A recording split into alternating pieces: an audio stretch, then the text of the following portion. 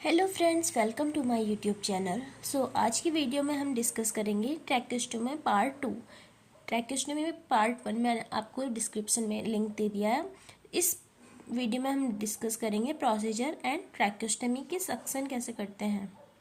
First one हम देखेंगे, ये ऐसी होती है आपकी ट्रैकेस्टोमी ट्यूब। ठीक है, ये आपने देखा होगा बाहर क्लिनिकल एरिया में ऐसे लगा रहता है और अंदर ही ऐसे इंसर्ट रहता है।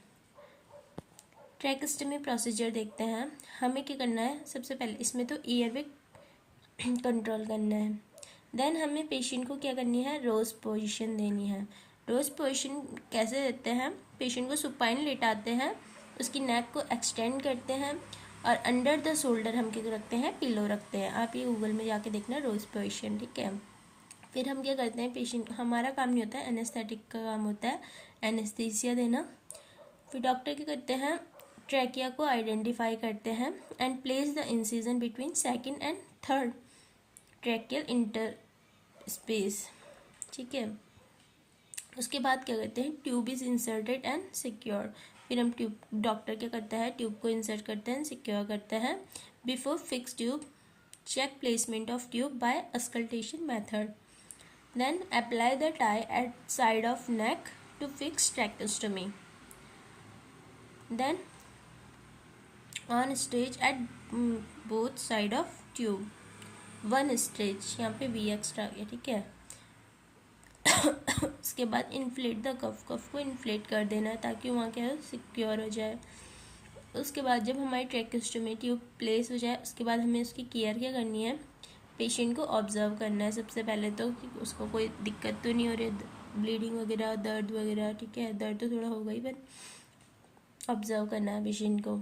मोस्ट कॉमन प्रॉब्लम इसमें क्या देखने को मिलती है, फर्स्ट वन आती है हमारा patient unable to speak. Patient क्या होता है, ट्रैकेस्टोमी के बाद स्पीक करने में अनेबल होता है। नर्सिंग मैनेजमेंट इसमें क्या आ जाता है, इसके लिए provide call bell to the patient. Patient के बेड साइड हम क्या रखेंगे, कॉल बेल रखेंगे ताकि उसको जिस भी चीज़ की नीड होगी वो कॉल बेल बजाएगा और हम उसके पास पहुंच सकते हैं। ठीक है, इफेक्टिव मेथड ऑफ कम्युनिकेशन के लिए हम क्या यूज़ करते हैं, पेपर एंड पेंसिल कम्युनिकेशन हम यूज़ करते हैं। इसमें नोट डाल के ये बात लिखेंगे, अगर पेशेंट क्या करता है, if patient want to speak one word अगर वो कुछ शब्द बोलना चाहता है, so advise the patient to take deep breath. उसको हम क्या बोलेंगे, डीप ब्रीथ लेने के लिए कहेंगे। और put one finger on stoma, जहाँ पे ट्रैकेस्टोमी के लिए होल कर रखा है ना, उसको स्टोमा बोलते हैं, तो वहाँ पे एक फिंगर पुट करेंगे एंड देन स्लोली स्पीक करने के लिए बोलेंगे, धीरे से बोलना है जो भी बोलना है। ठीक है, देन सेकेंड प्रॉब्लम क्या देखने को मिलती है prevent foreign body aspiration through stoma. Stoma के थ्रू कोई फॉरेन बॉडी ना चल जाए, इसको हमने क्या करना है, प्रिवेंट करना है। तो नर्सिंग मैनेजमेंट इसके लिए क्या करेंगे, cover the stoma with filter gauze piece. ठीक है, गॉज पीस से उसको कवर करके रखेंगे। इस पर भी नोट डाल के लिखो, इफ़ पेशेंट इज मेल, अगर पेशेंट मेल है, देखो जैसे फीमेल पेशेंट है तो उसके सीधे सीधे बाल क्या रहेंगे, पीछे अच्छे से टाई रहेंगे, लेकिन मेल पेशेंट है तो उसके क्या रहते हैं, छोटे छोटे हेयर्स रहते हैं। तो हमें उसको क्या इंस्ट्रक्ट करना है, instruct the patient comb the hair in front of mirror to stop going hair in stoma, ताकि स्टोमा में उसके हेयर्स ना चल जाएं। ठीक है, उसको साइकोलॉजिकल सपोर्ट प्रोवाइड करना है, टाइम टू टाइम उसकी ड्रेसिंग करवानी है, ट्रैकेस्टोमी सक्शनिंग करनी है। अब ट्रैकेस्टोमी सक्शन को डिटेल में पढ़ते हैं। सबसे पहले पोजीशन कौन सी देते हैं, सेमी फाउलर पोजीशन देखते हैं। सक्शन कौन सा यूज, सक्शन का सॉल्यूशन कौन सा यूज करते हैं, एक आता है हमारा NS, दूसरा H2O2 या फिर हाफ H2O2 या फिर सोडा बाइकार्ब।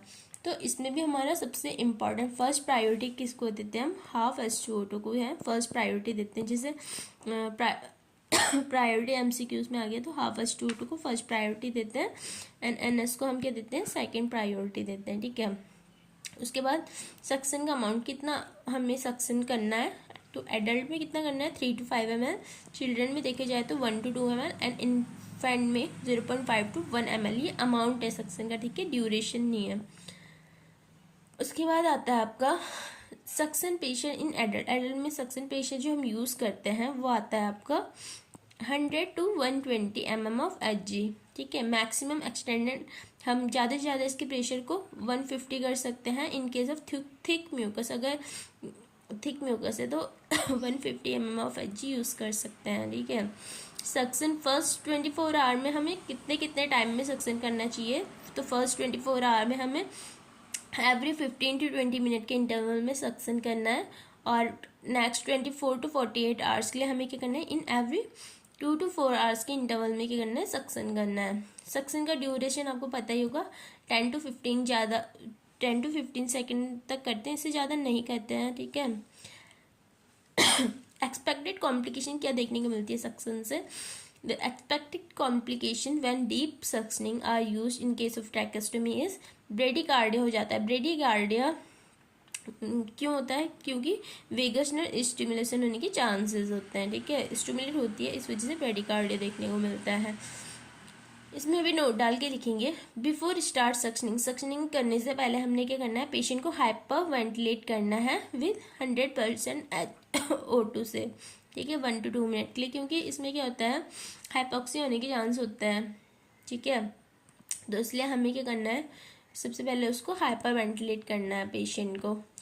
ट्रैकेस्टोमी में हमें कौन कौन सी 3 टाइप की कॉम्प्लिकेशन देखने को मिल सकती है, ठीक है। सबसे पहले तो ड्यूरिंग, जब हम कर रहे हैं ट्रैकेस्टोमी उस टाइम पे कौन कौन सी दिक्कतें देखने को मिल सकती है। फर्स्ट वन तो हमारी लैरिंजियल नर्व डैमेज हो सकती है, क्योंकि ट्रैकिया में जब हम इंसिजन डाल रहे हैं तो वहाँ पे क्या होती है, लैरिंजियल नर्व इंजरी होने के चांसेस होते हैं, न्यूमोथोरैक्स देखने को मिल सकता है इसमें। उसके बाद हमारा इमीडिएट ट्रैकेस्टोमी कॉम्प्लिकेशन क्या हो सकती है, जैसे हमने ट्रैकेस्टोमी की उसके बाद इमीडिएटली हमें कौन से कॉम्प्लिकेशन देखने को मिल सकते हैं। तो इसमें एक तो हो गया आपका स्टेनोसिस एंड इन ट्रैकेस्टोमी।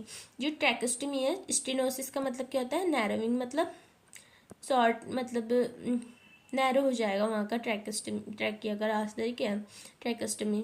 तो किस किस वजह से हो सकता है ऐसा, due to excessive secretion of mucus due to improper suction, या तो हमने सक्शन टाइम टू टाइम नहीं किया है, फिर किया भी है तो ढंग से नहीं किया है सक्शन, या फिर पेशेंट को जो है एक्सेसिव म्यूकस सिक्रीशन हो रहा है, ठीक है।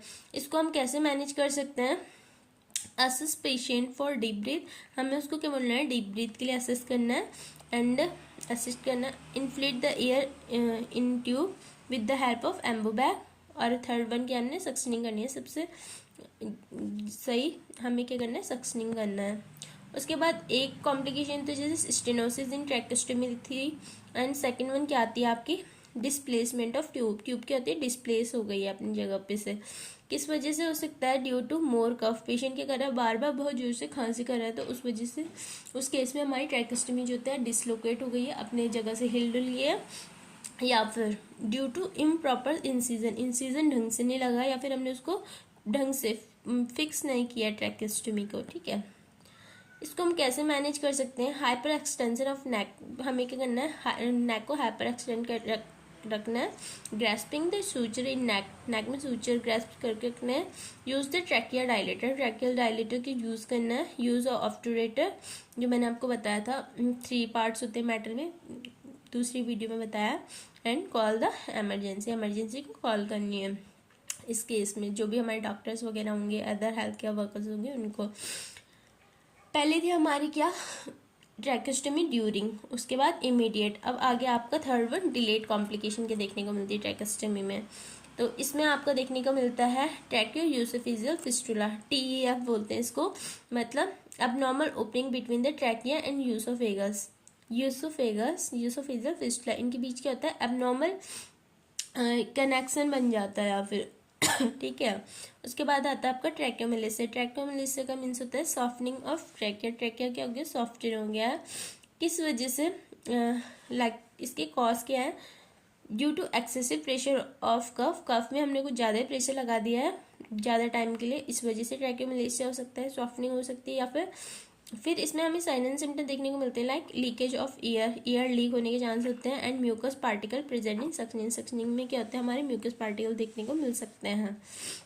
मैनेज कैसे कर सकते हैं हम इसको, हमें क्या करना है, सबसे पहले तो डॉक्टर को ये बात बतानी होती है, इन्फॉर्म करना है डॉक्टर की, हाँ ये साइन एंड सिम्टम देखने को मिल रहे हैं पेशेंट में, change new cuff tube, change करनी है कफ ट्यूब, और use large size than previous size tube से हमें ज़्यादा लार्ज साइज ट्यूब यूज़ करनी है।